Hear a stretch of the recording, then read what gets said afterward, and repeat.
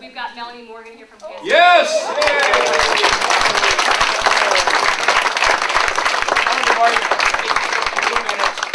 And then we'll get the questions from Chuck DeVore. Melanie? Thank you, Frank. Thank you very much. Chuck, it's so great to see you. Hello, how are you? Congratulations, you're doing so well in the race. You know, it is so great to be among my friends and neighbors. Many of you know that I live in this neighborhood just a few blocks from here. And if you know anything at all about my personal situation, I have not been on the radio for the past year or so.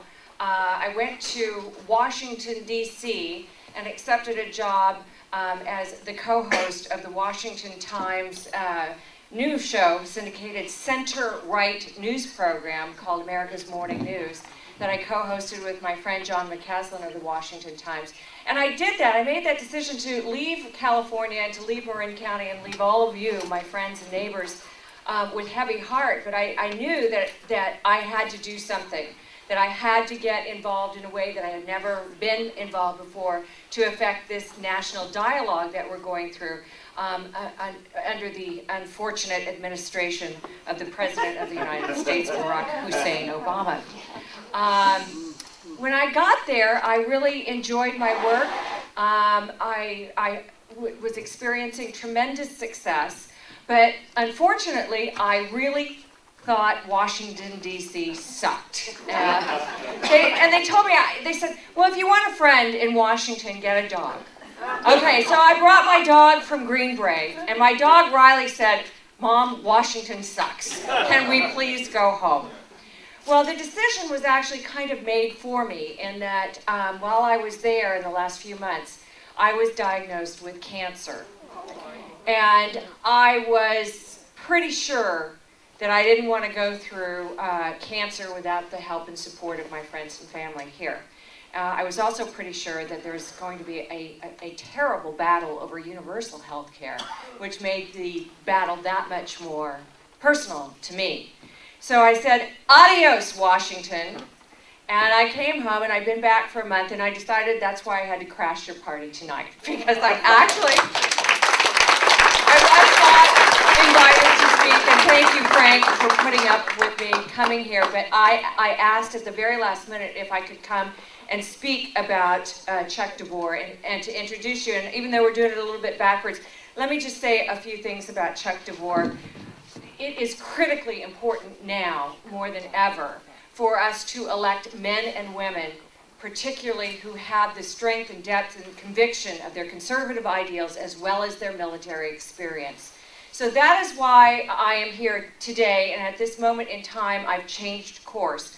I could have gone back on the radio and done something in the broadcast media after getting back here, but I decided that the country needs some different people, different leaders, and people that I know that I can help support and do whatever I can to make sure that they get elected. And so that's why I have chosen to throw my support, wanted or not, to Chuck DeVore, who has served in a uniform for 24 years and is a lieutenant colonel in the U.S. Army and retired. We need people like you. And I'm going to focus my attention on other military men and women throughout the country who deserve a shot at Congress. And you know what? We are going to take this country back.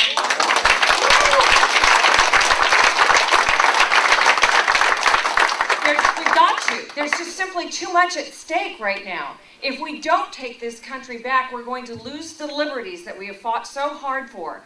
We are going to lose the service and the leadership of people like Chuck DeVore and others like Catherine Jenrette, who is running for United States Congress, who is a military Iraq war veteran, and others throughout the country that I'll be telling you all about later. But I just wanted to come here and hog the microphone for a few minutes and to urge each and every one of you, before you leave tonight, you write this man a check. I will. If you will, I will. If we all write that check, every single person that you can talk to about the candidacy of Chuck DeVore, we can make sure that our conservative ideals are upheld.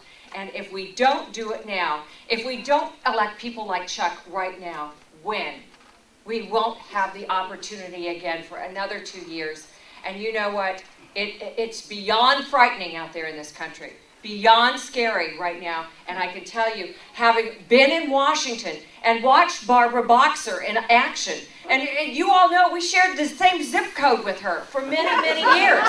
We know what a fake and a fraud and a phony this woman is. We've seen her at Molly Stone's. We know when she's wearing her fur coat and then talks about her animal rights activism, that she's a fake, that she's a fraud, that she's a phony. We know how she brought MTBE to our gasoline supply in California. We know that her so-called environmentalism almost destroyed the state with a carcinogenic that became immersed in our water.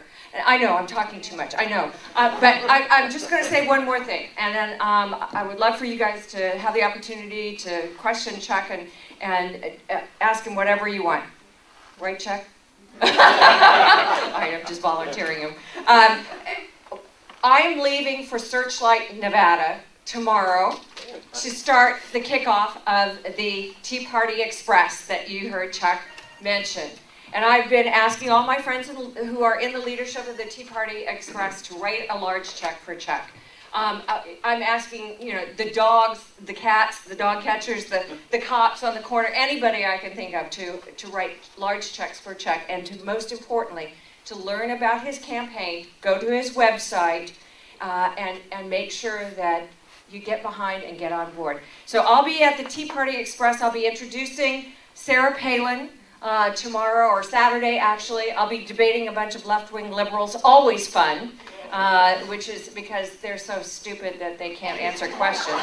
And we're going to, you know, go across the country, and the Tea Party Express is growing in strength.